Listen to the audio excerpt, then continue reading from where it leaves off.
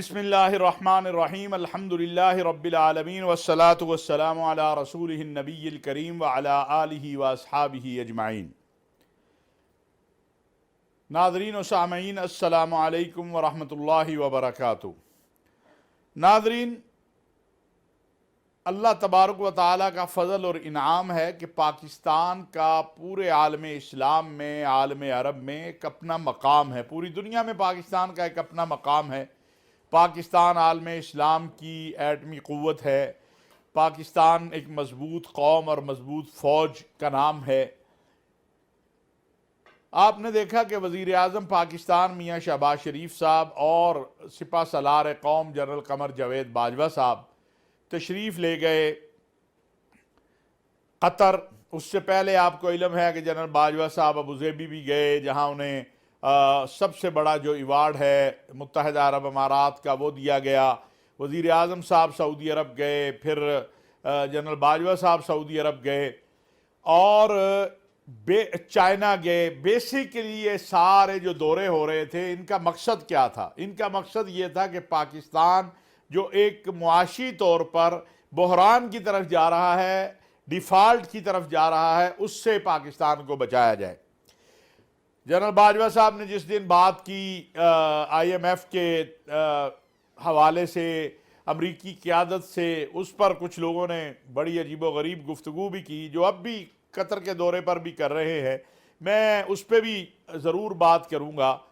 بات یہ ہے کہ پاکستان کا جو نظام ہے، اس میں پاکستان کی سیاسی قیادت ہو یا عسکری قیادت ہو یا مذہبی قیادت ہو، جب یہ ایک جگہ پہ کھڑی ہوتی ہے، جب یہ اکٹھے کھڑے ہوتے ہیں، تو دنیا یہ سمجھتی ہے کہ پاکستان میں ایک استحکام کی فضا آ رہی ہے، پاکستان میں ایک استحکام کی فضا موجود ہے، لہٰذا دنیا بلا خوف و خطر آگے بڑھ کے پاکستان کے ساتھ تعاون کرتی ہے۔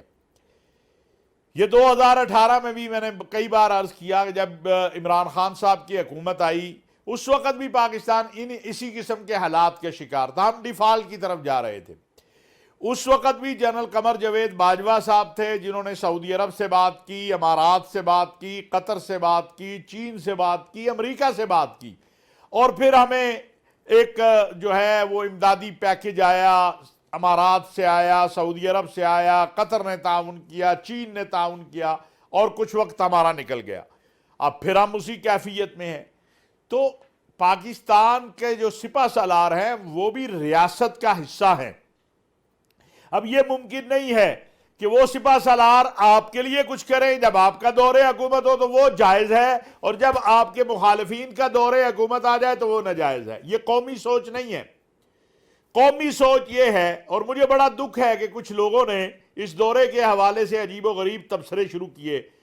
بات یہ ہے کہ قطر پاکستان کا دوست ہے، سعودی عرب پاکستان کا دوست ہے، امارات پاکستان کا دوست ہے، چین پاکستان کا دوست ہے، عالم اسلام، عالم عرب پاکستان کے ساتھ تعلقات ہیں۔ یہ تعلقات قوموں کے تعلقات ہیں، یہ تعلقات جو ہے ممالک کے تعلقات ہیں، یہ افراد کے تعلقات نہیں ہیں۔ اس سے کوئی بعض اوقات رویوں سے فرق آتا ہے، اس میں کوئی شک نہیں ہے، یہ تو ایک عالمی اصول ہے کہ رویہ، اخلاق، اس سے بہت زیادہ بہتری آتی ہے۔ لیکن اشخاص، جب رویہ اچھا ہوگا، اخلاق ہوگا، تو لازمی بات ہے اس کے اثرات بھی ہوں گے۔ لیکن یہ کہہ دے کہ فلاں کی وجہ سے پاکستان جو ہے اس کی جو کسی ملک نے مدد کی ہے، تو میں سمجھتا ہوں اس میں رویہ اور اخلاق تو آپ اکاؤنٹ کر سکتے ہیں، لیکن یہ نہیں آپ کہہ سکتے کہ ہمارے جو دوست ممالک ہیں ان سے ہمارے تعلقات کسی سیاسی جماعت یا سیاسی شخصیت یا مذہبی شخصیت کی وجہ سے ہے یا عسکری، کیونکہ مجھے پتا ہے کہ بہت سارے لوگوں کو یہ بھی شروع ہو جائے گا۔ رویوں میں یمن کی جنگ کے بعد کی صورتحال میں جنرل رحیل شریف صاحب کا کردار جو ہے عالم عرب میں، وہ اس کو فراموش نہیں کیا جا سکتا ہے۔ پھر جنرل قمر جاوید باجوہ صاحب کا پچھلے 5-6 سال میں جو کردار ہے، وہ کیسے آپ فراموش کر سکتے ہیں؟ آج ایک ٹیلی فون کال پہ انہیں عالم اسلام کی پوری قیادت میسر آتی ہے، اور یہی وجہ ہے کہ جب بھی کوئی بات ہوتی ہے تو اس کے لیے وہ میدان میں جب نکلتے ہیں تو اس کے مثبت اثرات بھی آتے ہیں۔ ہمارے ہاں ایک عدم استحکام ہے سیاسی طور پر، ہمارے ہاں داخلی انتشار پیدا کرنے کی کوششیں کی جاتی ہیں، لیکن الحمدللہ دورہ قطر نے یہ بات واضح کر دی کہ اگر آپ کے ملک کی سیاسی، عسکری قیادت، مذہبی قیادت ایک جگہ پہ آگے کھڑی ہو جائے تو پاکستان کو امداد کی نہیں، پاکستان میں سرمایہ کاری کی طرف جو ہے وہ جس انداز سے لوگ بڑھیں گے، وہ اس کی بہرحال اس بات سے یہ بڑی واضح چیز نظر آ رہی ہے۔ ناظرین، سعودی عرب، قطر، امارات ہمارے دوست ملک ہیں، ہمیں اس دوستی پر فخر ہے۔ مشرق وسطیٰ میں 50 لاکھ پاکستانیوں کا روزگار وابستہ ہے، اور ان کو اگر 5 سے ضرب دے تو 2.5 سے 3 کروڑ افراد کا اللہ تبارک و تعالی نے معاش کا سلسلہ ان ممالک کے ساتھ جو ہے وہ جوڑا ہوا ہے۔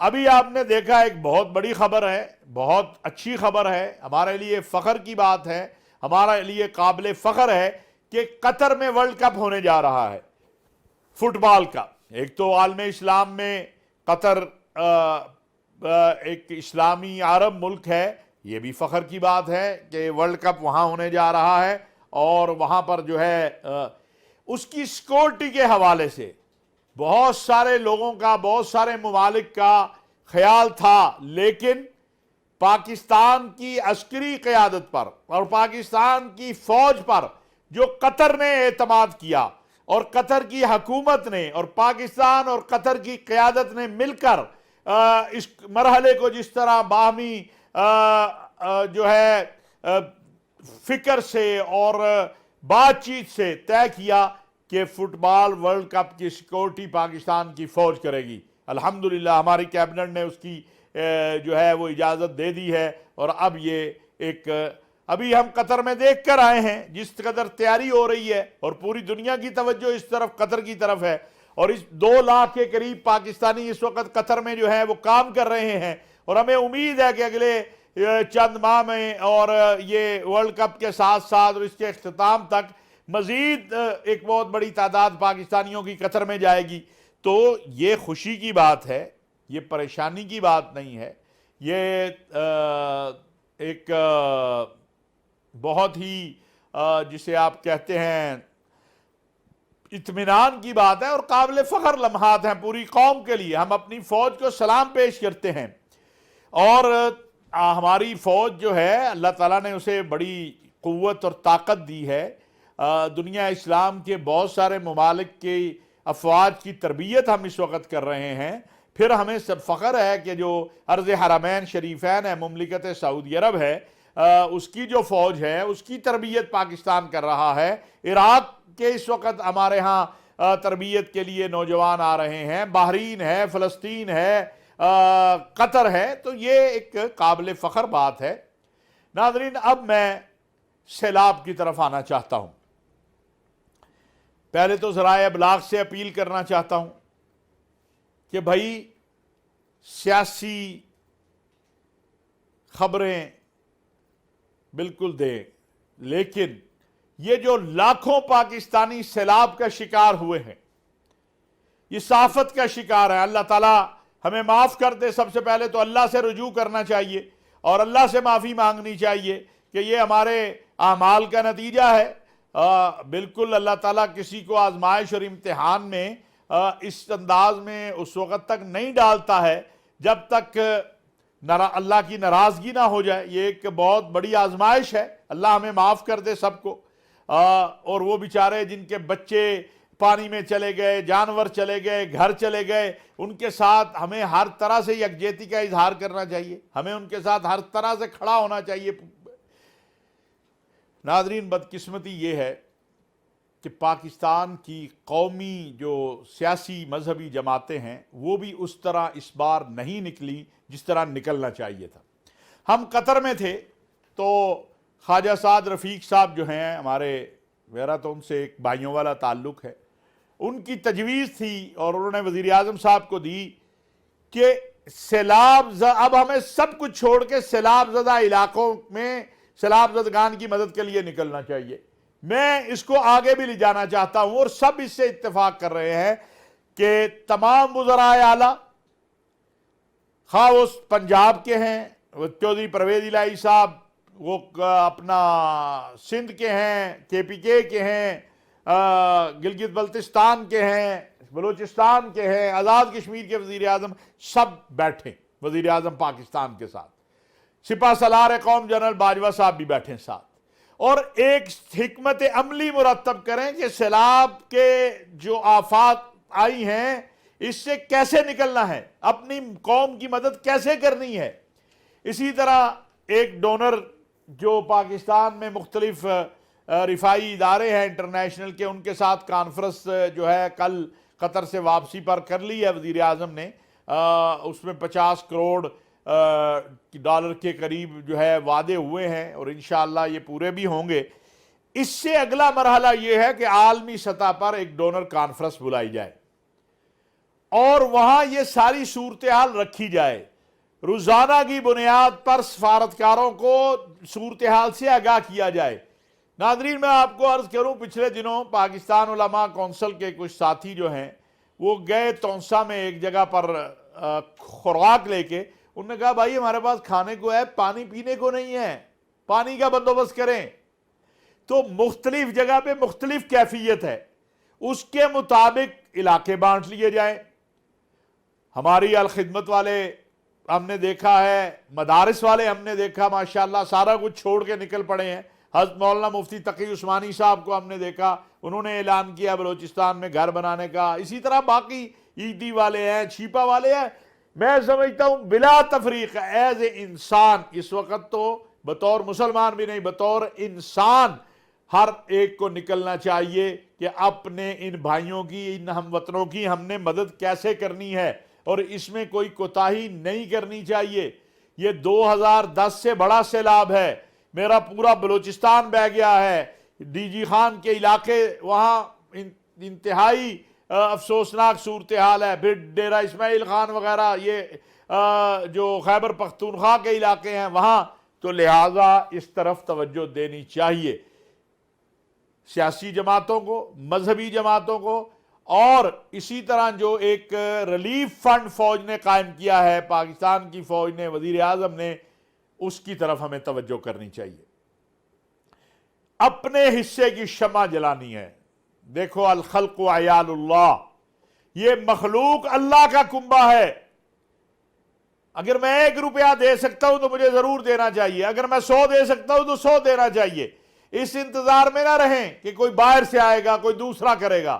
قرآن کریم میں اللہ تبارک و تعالیٰ نے یہ کہا ہے کہ من ذا الذی یقرض اللہ قرضا حسنا، کون ہے جو اللہ کو قرض حسنا دے؟ اللہ کو قرض حسنا کی ضرورت نہیں ہے، اللہ کی مخلوق پہ خرچ کرے، اللہ کی مخلوق کے لیے نکلے۔ اس وقت ہمارے بہن بھائی مشکلات میں ہیں، پریشانی میں ہیں، گھروں سے بے گھر ہو گئے ہیں، جو دینے والے تھے بیچارے لینے والے بن گئے ہیں۔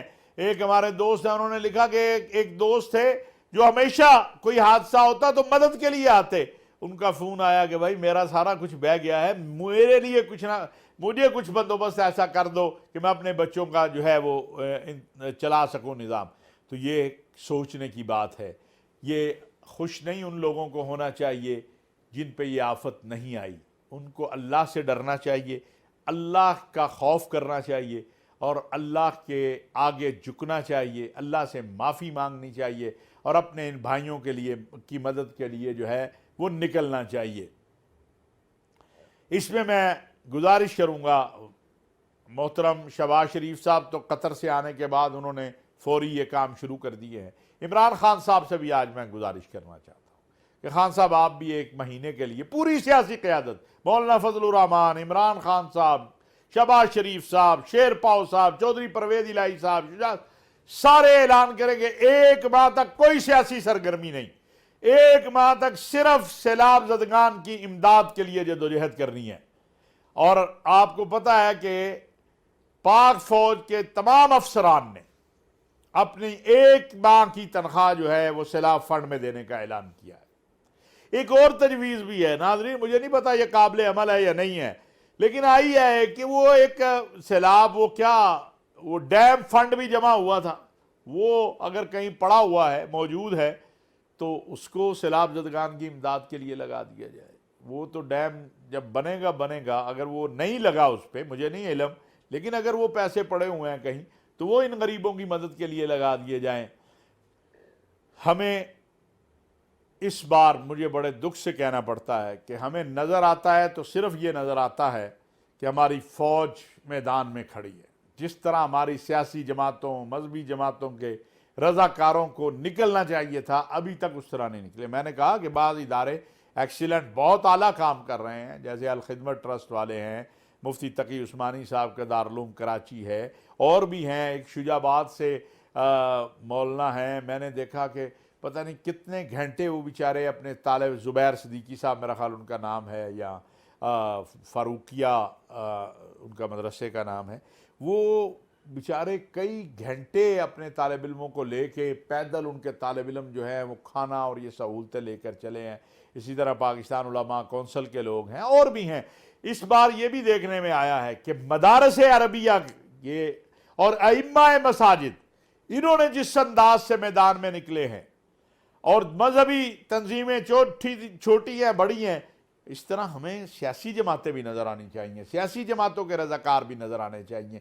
یہ وطن ہم سب کا ہے، یہ لوگ ہمارے ہیں، یہ میرے لوگ ہیں، یہ آپ کے لوگ ہیں. ہم سب نے مل کر ان کو جو ہے وہ ان کی مدد کرنی ہے، اور اللہ تبارک و تعالیٰ سے دعا بھی کرنی ہے کہ اللہ اس ابتلا اور آزمائش سے ہمیں بچا لے. آج جمعہ المبارک ہے. میری ملک کے تمام علماء، خطباء، ذاکرین، واعظین سے گزارش ہے کہ وہ خطبات جمعہ میں بھی اس بات کا ذکر کریں، اور عوام الناس سے اپیل کریں کہ وہ نکلیں اور اپنے بھائیوں کی مدد کریں. یہ ناظرین میری اس معاملے میں درخواست اور گزارش ہے. ناظرین آخر میں میں گزارش کروں گا کہ یہ جس طرح ہم مصائب اور مسائل کا شکار ہیں، اس سے نکلنے کا راستہ تو اللہ نے دینا ہے، اس کے علاوہ کوئی راستہ نہیں دے سکتا. جب ہم اپنے رب سے اپنا تعلق جوڑ لیں گے تو انشاءاللہ وہ ضرور ہمیں راستہ نہیں دے گا. میں ابھی قطر سوچ رہا تھا کہ چھوٹا سا ملک ہے، دیکھیں اپنی قوم اور اپنے ملک کے لیے کیا کچھ انہوں نے کیا ہے.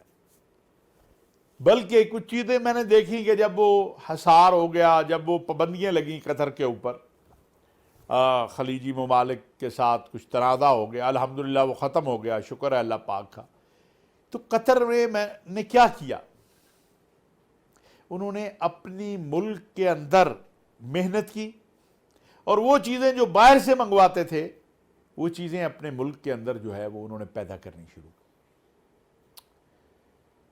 ہمارے ہاں بڑے مسائل ہیں، ہر وقت امداد مانگنا، ہر وقت مانگنا نہیں، اس سے نکلنا ہے.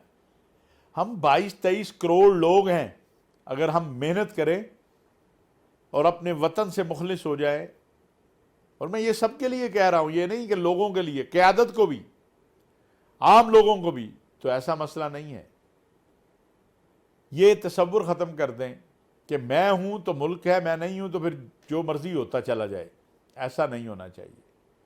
یہ وطن آپ کا بھی ہے، یہ وطن میرا بھی ہے، یہ وطن عمران خان صاحب کا بھی ہے، یہ وطن میاں نواز شریف صاحب کا بھی ہے، یہ زرداری صاحب کا بھی ہے، یہ سب کا ہے.